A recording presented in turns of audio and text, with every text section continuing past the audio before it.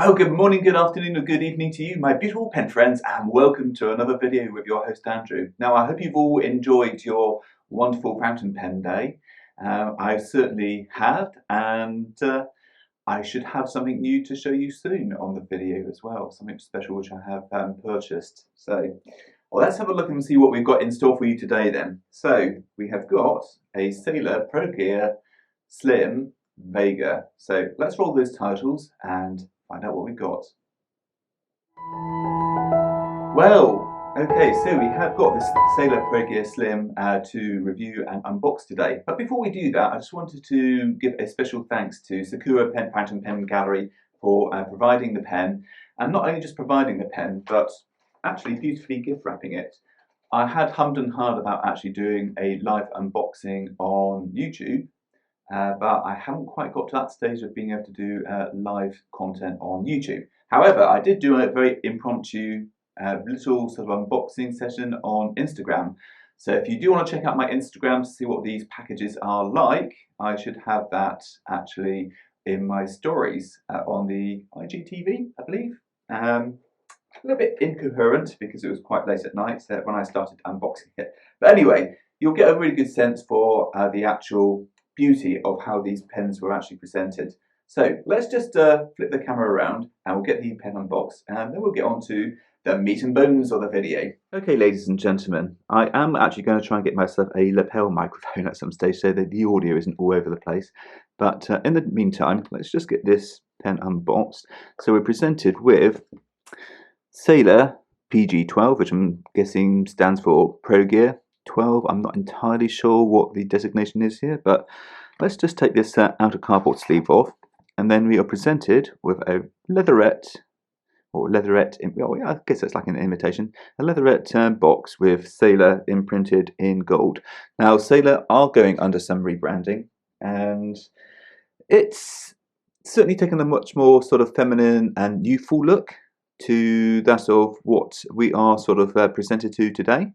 Anyway, let's just get the pen box there, and here's the pen. It does actually come shipped in a little clear plastic pen sleeve. So let's just take the pen top off and we'll have a look and see what we have underneath. In the UK, you do actually get shipped with a Sailor ink converter, so that's really useful. I did wonder if actually it would or not, but it did. Then we've got the date of purchase, where I got it from, so Sakura Fountain Pen Gallery in Belgium. And then we've got all this sort of warranty information. Plus, we have got a couple of spare Sailor black ink cartridges. So, very nice. Let's put all that back together, and then we'll take the pen out. Okay, so this is the pen. I'm now going to flip back to my face, and we will talk about this pen in a little bit more detail. Okay, so here we go. We've got the Sailor Pro Gear Slim in the Vega finish, which is very reminiscent of the night sky. I'll talk a little bit more about the materials in a second. Now, Sailor have been in operation since 1911, and it's probably one of the most noticeable Japanese companies out there, alongside that of Pilot Namiki and Platinum and Nakaya. So they really do have a very rich heritage, and in fact, pretty much all the actual major Japanese companies actually were founded very similarly. So that's just sort of a brief little introduction. I will give a link to Sailor's website where you can read a full history, which is actually very fascinating. And there are some English ties in there, so very proud of that aspect. Anyway, back onto the pen. So let's have a look at this pen, and I'll give you my thoughts, opinions at the end of the video. This will just be a brief overview of my just observations. We'll provide you a writing sample, and we'll also do a size comparison as well. Now, the Pro Gear Slim is the smallest within Sailor's actual lineup. You've got the Slim, you've got a pocket version, which is a little bit more bulbous, but it's still a very manageable pen. Sort of like a fatter version of the Pro Gear Slim. And then you've also got the standard in Pro Gear. You've also got the 1911, which is more of a torpedo shape. You've got the large, then you've got a King of Pen, which also comes in a variety of different finishes, trims, and you've also got a Pro Gear and a 1911 version of that as well. There is obviously all that information on Sailor's website. So if you want to have a look at a bit more detail, and also if you do ever venture to Japan or you want to purchase yourself a Sailor from there, you will find that quite a lot of stores do very limited editions, sort of designated to their stores as well. So let's have a look at this pen. So on the top, we have got an anchor on the finial, which is very, very stylish. I do like that. Comes down onto a metal ring, which is then attached to the clip. So I think I could, if I really wanted to, I could probably undo this top and then take that off if I really wanted to have a clipless pen, but I'm not going to do that on the video. Comes down and tapers down ever so slightly on this cap to a gold ring. And then we've got a very, very beautifully, guessing stamped, yeah, I'm guessing it's a stamped Sailor, Japan, founded 1911 on the ring. And that does look really, really stylish. And it sort of tapers down a little bit and steps down to the main body, which if I just undo it, here we go. We've also now got a 14 karat gold nib. And this is only comes in medium fine on the Vega range. I think this is part of the fairy tale range. So yeah, it's certainly worth checking out some of the other colours in the series. And in fact, I'll overlay a picture right now and you can see that. And whilst I'm at it, let's just put the cap back on momentarily. I will put up those size and dimensions for the pen. So there you go. You can see those size and dimensions and some other pictures as well of the other pens in the range. So let's just get back onto the nib. This nib is beautiful. Okay, it's a very small nib, but it's very appropriate to the size of the pen.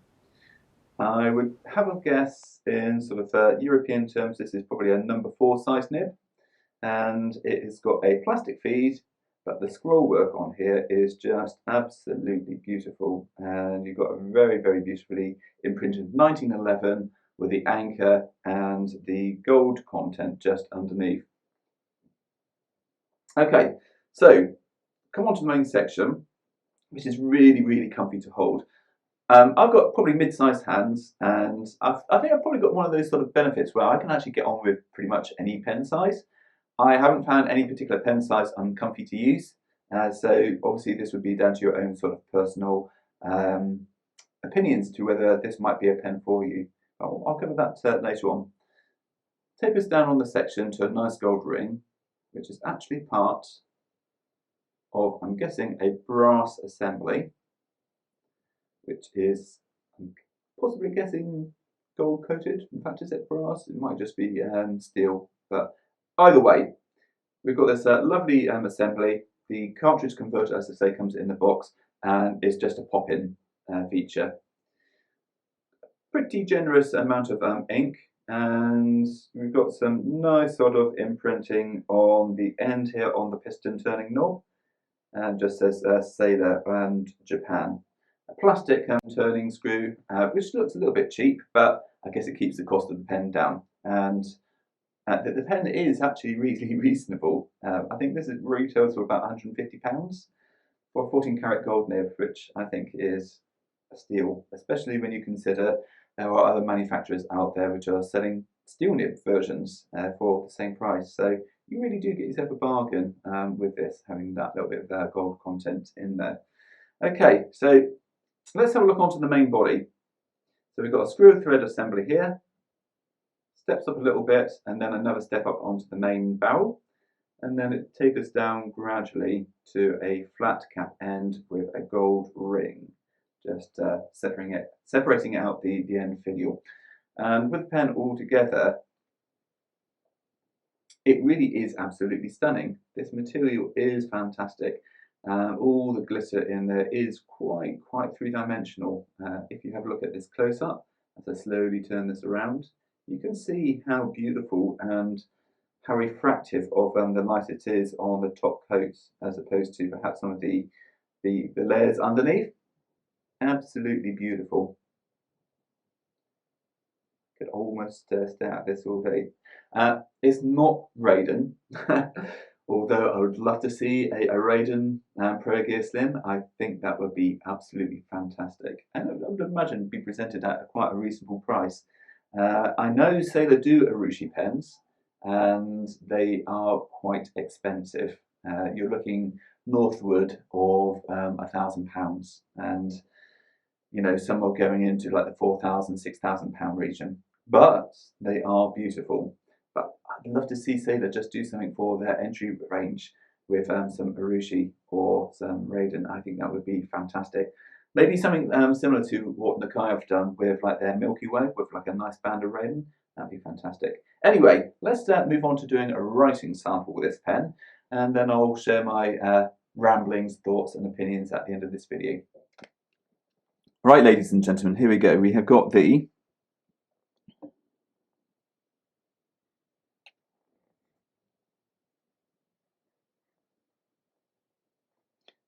Sailor Pro Gear.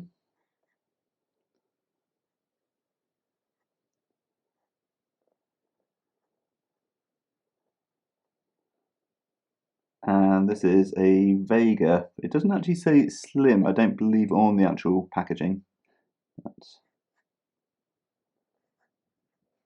Now, I also bought a few inks from Sakura Fountain Pen Gallery, so I thought I'd test it out in this nib. So this is a 14 karat gold medium fine nib, and it only comes in medium fine, as far as I am aware. I've not tried to unscrew this nib, so I don't know whether it's friction fitted or not. Anyway, the ink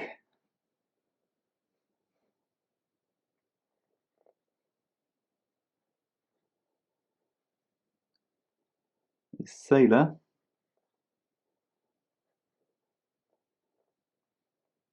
Manio.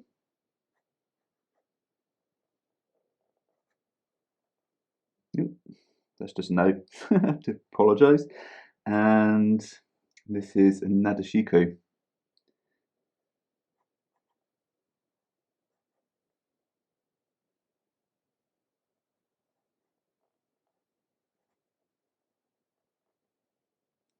And it's a really nice sort of palish blue in this nib, although if I just do a square, just to darken it up a little bit, I'll just do a couple of passes. It's quite dry in this pen. I have tried this in some other pens as well, and I'll do an ink review on this at some stage as well, so show you some ink swatches, which I need to start doing. But it's a really lovely blue. This it's got like little hints of purple which just come through, and it sort of fades up to a very pale blue as well. So I would imagine in a stub nib you would see quite a lot of variance. I have put this into my Santini, which you would have seen from my previous review. So you should have a little bit of a fair example of that. So let's just move this up a little bit so I've got room to write. And then we'll write out the quick brown fox.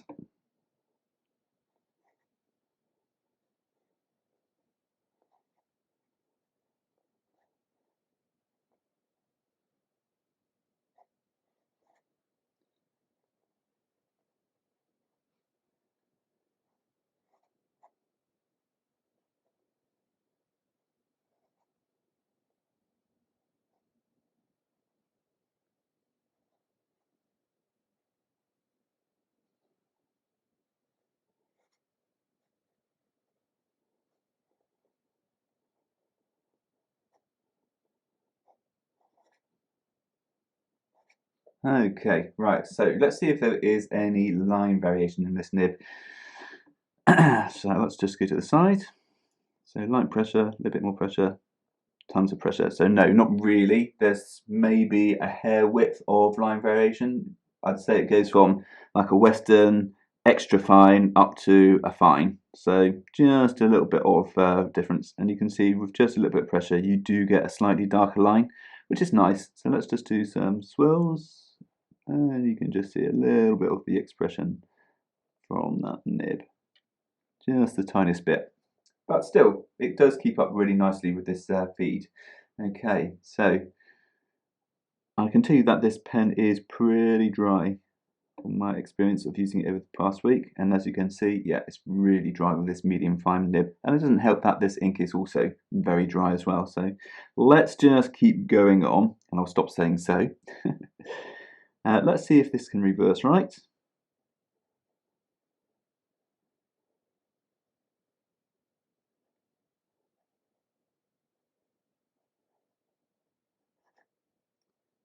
And you can, and it's really smooth. You can reverse right with it. It is very dry, but yeah, you can reverse with this just to a little degree. I wouldn't recommend doing it for any extended periods of time. As you can see, by the time we get to just doing these verticals, you do have to go a little bit slower just to get that ink out, and it goes to, I'd say, like an extra fine.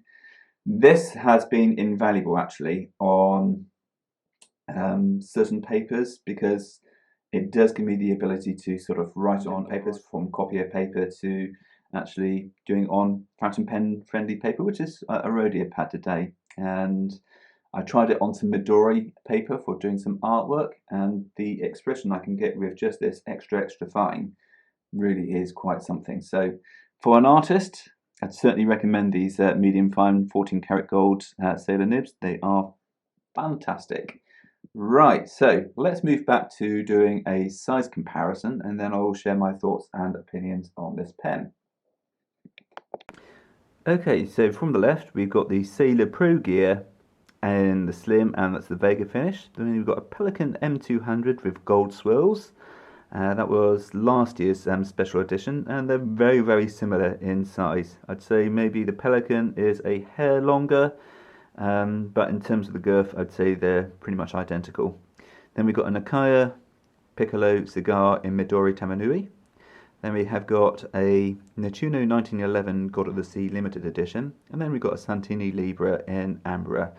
All very beautiful. So let's just get these uncapped. Okay, so here we go. We've got them all now uncapped, and as you can see, the M200 is a fair bit longer than that of the Sailor Pro Gear Slim. The actual Nakaya, even though it's got a bigger nib, isn't too dissimilar in size, which is quite interesting. It's much girthier, but it isn't too dissimilar in actual size. So then we go up to the Nettuno 1911, and again, it is a bigger pen, but not by that much. By a few millimeters, and then we go on to the Santini Libra, which is the biggest out of all of them, although I'd say maybe the section on the Nettuno is slightly bigger. Right, let's just post these. I'm going to very gingerly put the cap onto the base here, and you didn't see me do this. I'm not posting it deep, but just so that you guys can actually see what these pens are like posted. So here we go. I have actually very lightly posted my Nakaya. I definitely would not recommend doing so. You can potentially harm the surface if you do it repeatedly. I never ever post my Nakaya, but I just thought for the sake of fairness in this video, I would actually do so. So please don't hate on me for doing so. Anyway, the Pro Gear and the M200 are quite similar in length, although the M200 is slightly longer. The Nakaya is actually posted about the same size as the Santini, surprisingly. It's a shame that you can't post the actual Urushi pens. In fact, I'm just going to take that off because it's really hurting my eyes seeing that. Right, there we go. Right, now I can carry on.